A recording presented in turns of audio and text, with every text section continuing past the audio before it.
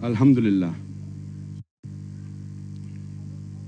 والصلاة والسلام علی رسول اللہ وعلی آلہ وصحبہ اجمعین، اما بعد، اعوذ باللہ من الشیطان الرجیم، بسم اللہ الرحمن الرحیم۔ السلام علیکم ورحمۃ اللہ وبرکاتہ۔ عام سوال جو غیر مسلمان اسلام کے متعلق کرتے ہیں وہ ہے کہ اسلام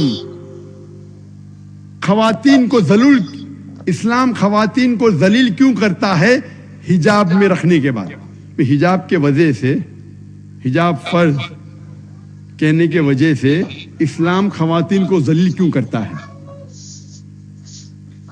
اور اس کا جواب جاننے کے لیے ہمیں ہسٹری تحریک پڑھنی پڑے گی کہ بیبلونین سویلائزیشن کے دور میں جب ایک مرد خواتین کا قتل کرتا تھا، اس کو سزا ملنے کے بدلے اس کے بیوی کا قتل کیا جاتا تھا۔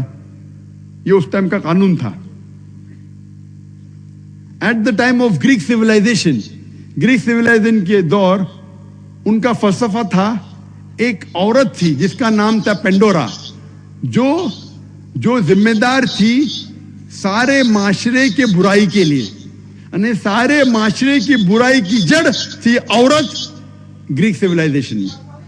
اس کے بعد گریک سویلائزیشن میں عورت کو صرف استعمال کیا گیا تھا ہم بستری کے لیے اور پھینکا جاتا تھا۔ رومن سویلائزیشن میں بھی عورت کی عزت نہیں کی جاتی تھی، اپنے ہوس پورے کرنے کے لیے استعمال کیا جاتا تھا ہم بستری کے لیے اور عورت کو پھینکا جاتا تھا۔ ایجپشین سویلائزیشن میں کہا جاتا تھا کہ عورت شیطان کا ہتھیار ہے۔ عرب ممالک میں قرآن نازل ہونے سے پہلے اکثر جب عورت پیدا ہوتی تھی اس کو زندہ دفنایا جاتا تھا۔ الحمدللہ قرآن نازل ہونے کے بعد یہ غلط چیز بند ہو گئی۔ افسوس کی بات ہے کہ آج ہمارے اس دیش ہندوستان میں اب تک لڑکی پیدا ہونے کے بعد اس کا قتل کیا جاتا ہے۔ اسلام سب سے پہلا واحد مذہب ہے جس نے خواتین کو حقوق دیا، اور محمد صلی اللہ علیہ وسلم سب سے پہلے انسان ہیں جو خواتین کی عزت کو بڑھایا۔ لیکن خواتین کو حقوق دینے کے بعد، عزت بڑھانے کے بعد طریقہ بھی دکھلایا گیا کس طریقے سے وہ اپنی عزت کو برقرار رکھے، اسی لیے حجاب کہا گیا۔ اکثر مقررین کہتے ہیں اسلام میں خواتین کا حجاب، لیکن اللہ سبحانہ و تعالی قرآن مجید میں پہلے ذکر کرتے ہیں مرد کے حجاب کے بارے میں، اس کے بعد عورت کے حجاب کے بارے میں۔ اللہ تعالیٰ فرماتے ہیں سورہ نور میں، سورہ نمبر 24 آیت نمبر 30 میں کہ اے مومنو، جب بھی آپ کوئی عورت کو دیکھتے ہیں تو اپنی نظر نیچے کرو اور اپنی حفاظت کرو۔ یعنی جب بھی کوئی مسلمان آدمی کوئی لڑکی یا خواتین کو دیکھتا ہے، اللہ تعالیٰ فرماتے ہیں کہ اسے نظر نیچے کرنا چاہیے۔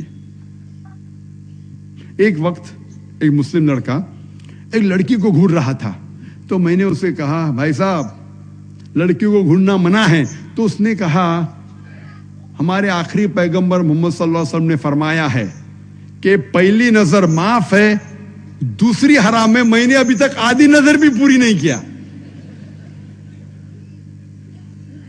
محمد صلی اللہ علیہ وسلم کیا فرمانا چاہتے جب انہوں نے کہا کہ پہلی نظر معاف ہے دوسری حرام ہے؟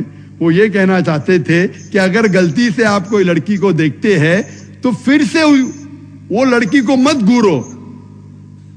اس کا مطلب یہ نہیں کہ میں 10 منٹ تک بنا پلکے جھپکائے، وداؤٹ بلنکنگ میں 10 منٹ تک لڑکی کو گھوروں گا اور کہوں گا کہ میں نظر پوری نہیں ہوئی۔ اس کے فوراً بعد اگلی آیت میں سورہ نور سورہ نمبر 24 آیت نمبر 31 میں اللہ تعالیٰ فرماتے کہ کہہ دو مومن عورتوں سے، کہہ دو مومنات سے کہ وہ اپنی نظر کو نیچے کرے اور اپنے سر کا پلو اپنے چھاتی پہ ڈھاکے اور اپنی زینت کا اظہار نہ کرے، صرف وہ جو عام طور پہ ظاہر ہوتے ہیں، سوائے اپنے شوہر کے، اپنے والد کے، اپنے بیٹے کے اور ایک فرشتے محرم کی، جس کے سامنے وہ حجاب کو ریلیکس کر سکتے ہیں, ذرا کم کر سکتے ہیں. اسلام میں حجاب کے 6 نقطے ہیں. سب سے پہلا, مرد کے لیے ایکسٹینٹ ہے ناف سے لے کے گھٹنے تک. خواتین کے لیے سارا جسم ڈھکا ہونا چاہیے, صرف چہرہ اور ہاتھ ہتھیلی تک دکھ سکتا ہے. کئی علماء کہتے ہیں کہ چہرہ بھی ڈھکا ہونا چاہیے. دوسرا نقطہ, یہ پہلا نقطہ مرد اور عورت میں علیحدہ ہے, باقی 5 نقطے ہو بہو وہی ہے. دوسرا نقطہ, دوسرا پوائنٹ, کہ کپڑے اتنے پتلے نہیں ہونا چاہیے, اتنے مہیم, اتنے خفیف نہیں ہونا چاہیے تاکہ آپ اس کے تھرو دیکھ سکیں. نمبر 3, کپڑے اتنے چست نہیں ہونا چاہیے تاکہ بدن کا نقشہ دکھے. نمبر 4, کپڑے اتنے بھڑکیلے نہیں ہونا چاہیے تاکہ دوسری جنس متاثر ہو. نمبر 5, کپڑے دوسرے مذہب کی نشانی نہیں ہونا چاہیے. نمبر 6, کپڑے دوسرے جنس کے نہیں ہونا چاہیے. یہ 6 نقطے ہیں حجاب کے لیے. اور اس کے باوجود ان نقطوں کے علاوہ یہ کپڑے کا حجاب ہے, اس کے علاوہ حجاب کے دائرے میں یہ بھی آتا ہے کہ کس طریقے سے آپ بات کرتے ہیں, کس طریقے سے آپ چلتے ہیں, کس طریقے سے آپ سوچتے ہیں. حجاب آنکھوں کا, حجاب ذہن کا, حجاب دل کا.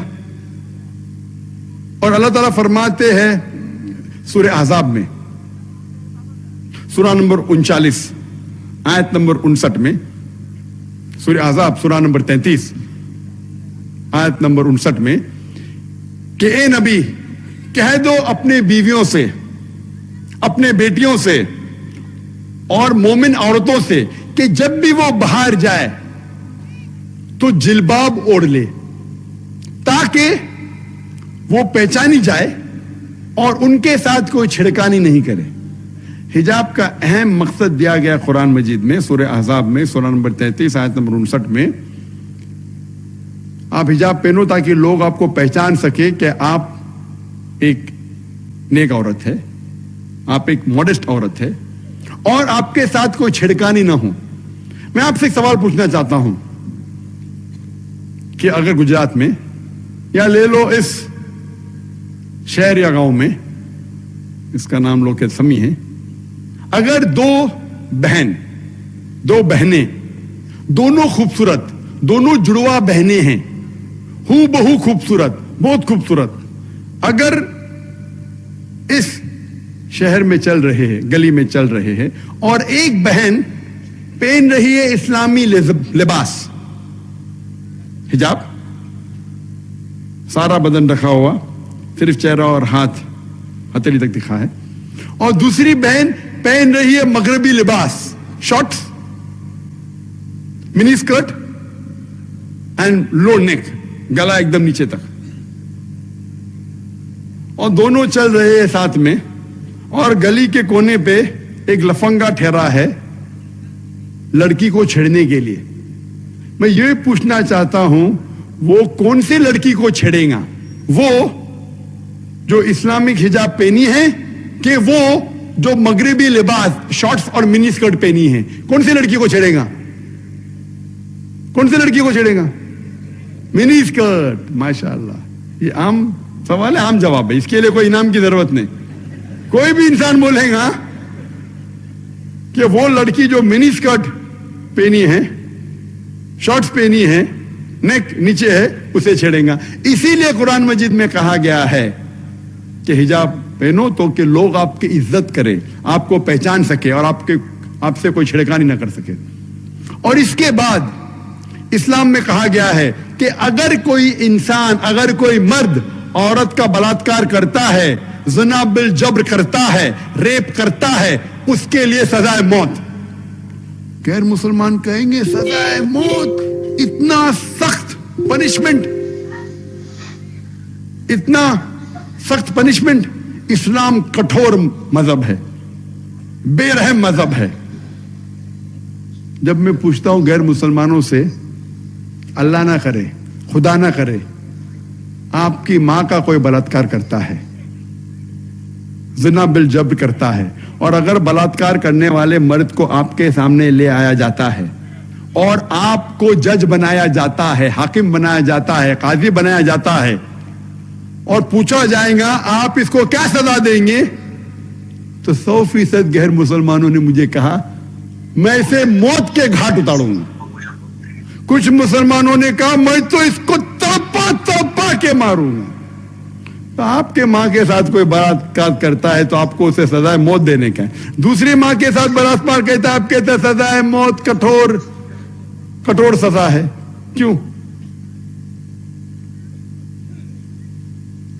कई साल पहले एल के अडवाणी जब होम मिनिस्टर थे,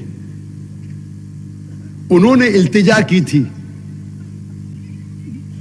पार्लियामेंट में कि बलात्कार करने वाले को, जिना बिल जब्र करने वालों को मौत की सजा मिलनी चाहिए। इसके लिए मैं एल के अडवाणी के बात से सहमत हूं और माशाअल्लाह मैं उसके जो आइडिया है, उसका जो सजेशन है उसको मानता हूं। बाकी बात सही है क्या गलत है वो डिस्कस अभी नहीं करूंगा। जो बात सही है हम मुसलमान को छाती ठोक के कहना चाहिए सही बात है, जो गलत है गलत है। ये बात एल के अडवाणी की जब वो होम मिनिस्टर था मैं बिल्कुल सहमत हूं और उसको तस्लीम करता हूं। हो सकता है कि अगला होम मिनिस्टर ये कहे के मुताबिक सन 1990 में हर रोज यूएसए में 1756 बलात्कार होते थे। सन 1996 में crime bureau department of justice के मुताबिक हर रोज यूएसए में 2713 रेप, बलात्कार, जिना बिल जब्र होते थे।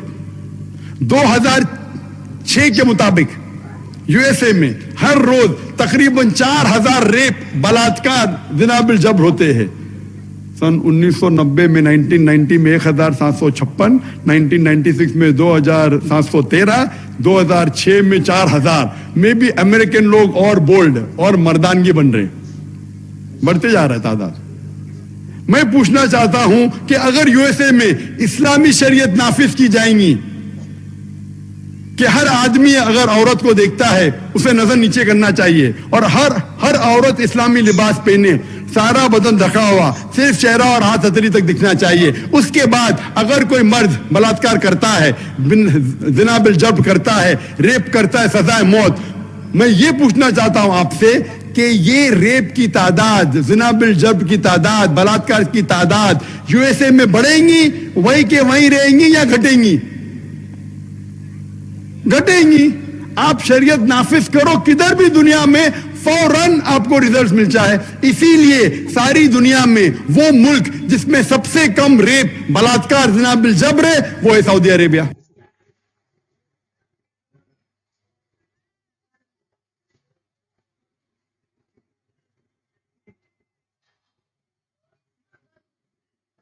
होने वाले दामाद जी, गले तो मिलो।